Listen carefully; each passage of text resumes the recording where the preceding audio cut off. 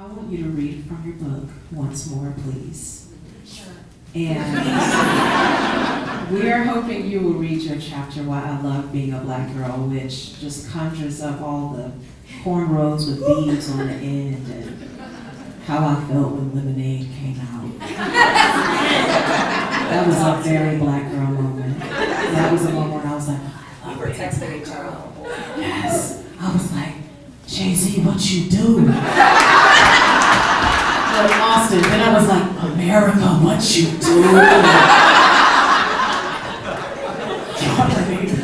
Man. The second song, Amena was like, did he cheat on Beyonce? Is that what this is about? Did you hurt me, you hurt yourself. Try not to hurt yourself. Jay, get it together. Please, also America. Anyway,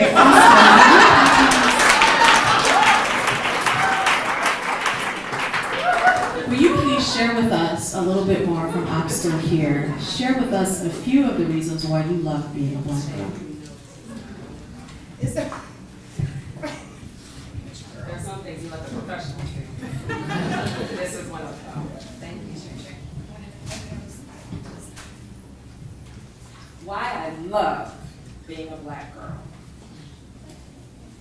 As a black woman working in white spaces, my perception of racial dynamics has been questioned, minimized, or denied altogether.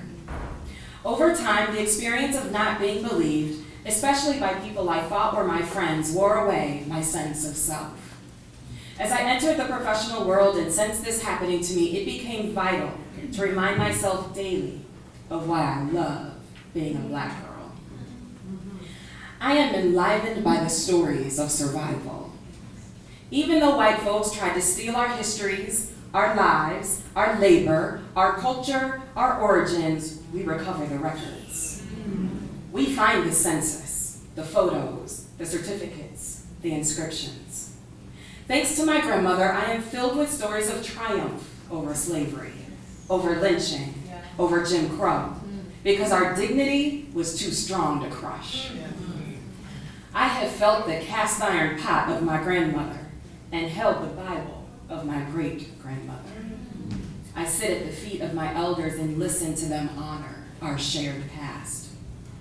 When I begin to doubt myself, I remember that we are creators.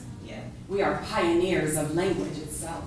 We invent new words and kill old ones. We smash syllables together and watch them reverberate across the nation. We have a language we share with one another. FYI, speaking of Beyonce, I was real upset when she told about Becky. I just want to pause and say, Beyonce, we did not discuss that at the community meeting.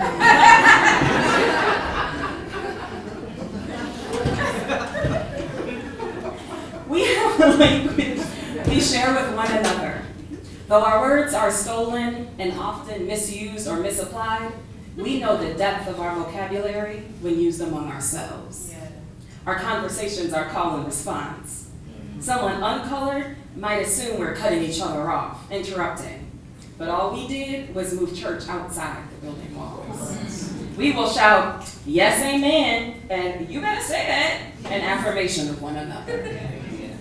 When my body stands out and I'm tempted to forget my own beauty, I close my eyes. And I remember the feel of my father's fingers against my scalp, braiding each perfectly parted row, while telling me I am not tender-headed and to stop squirming.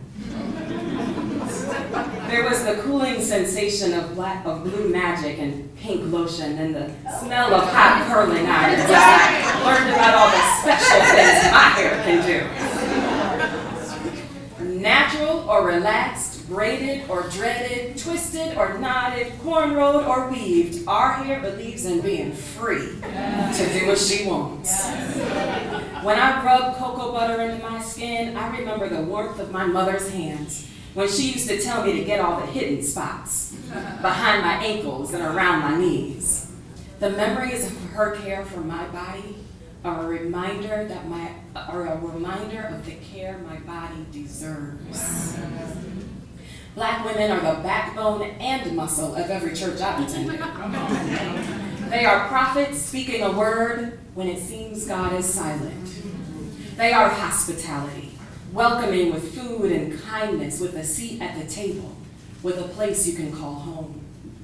We are capable of building community anywhere, not just at church or at work, but also in the ethnic hair care section of stores, in elevators, and other random places where we take the opportunity to say, I see you. I love being a Black woman because we are demanding. We demand the right to live as fully human. Yes. We demand access, the right to vote, to education, to employment, to housing, to equal treatment under the law. Yes. And we do it creatively.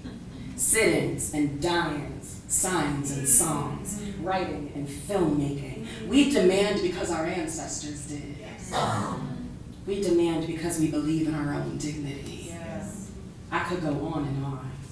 I haven't touched the poetry of Nikki Giovanni, Lucille Clifton, and every Southern grandmother who ever urged her children to keep on. I haven't covered the hugs and head nods, the compliments from strangers, the Black cool of our photographers and dancers, politicians and teachers, and the everyday folks we love.